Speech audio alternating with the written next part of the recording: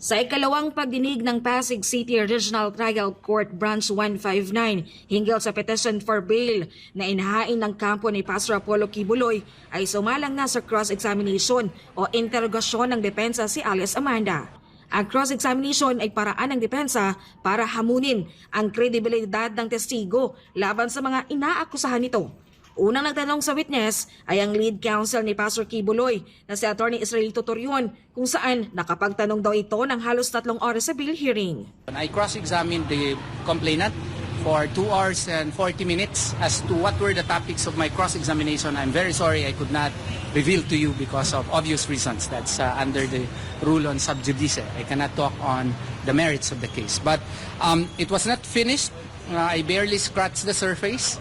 And we will resume on February 6 of 2028 at 1:30 in the afternoon. We are hopeful that our petition would be granted, but as to how she reacted, I could not give details. But of course, I am the lawyer for the accused. We are, after the cross-examination, our hopes are higher than before. Samantala, pinayagan naman ng korte ang butihing pastor na manatili muna sa isang ospital matapos mapatunayan na may iniinda itong karamdaman. Our motion for his hospitalization was in effect granted because of the urgency of the situation last Saturday. And as of now, the warden is given the discretion as to whether or not he will be hospitalized either in Pasig Regional Hospital or in the Philippine Heart Center. Even the warden affirmed the urgency of the situation last Saturday.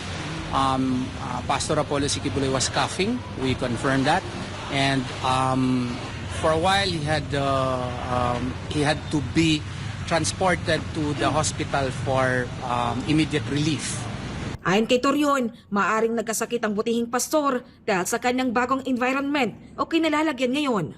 He is not so used to the environment where he is placed now, and the ventilation may not be good for his health, knowing that he is already 74 years old, and Pastor Apollo Kibuloy is used to nature. His house residence is in Glory Mountain, where trees are abound, as well as birds are there, and nature is there, and that's his environment. And now the environment is changed drastically, and that is why his health has responded negatively. Dahil nasa ospital si Pastor Kibuloy, hindi siya pisikal na nakadalo sa hearing, kundi sa pamamagitan lang ng video conferencing. Nakatutok di umano ito sa buong durasyon ng pagdinig. He was observant, but he was lying on his bed. But the rules require that he should be present. He was observing the proceedings the entire time. Sinabi naman ni Atty. Torion na hindi nasabi sa hearing kung hanggang kailan papayagan ng korte ang hospital stay ng butihing pastor. Maaring nakadepende ito sa magiging rekomendasyon ng doktor. Samantala, gaya ng nasabi ng abogado, magpapatuloy ang cross-examination sa witness sa buwan ng Pebrero. Inaasahan na maliban sa lead counsel ay magtatanong din kay Alice Amanda ang iba pang abogado ng depensa. Para sa Diyos at Pilipinas Kumahal, Margaret Gonzalez, SMNI News.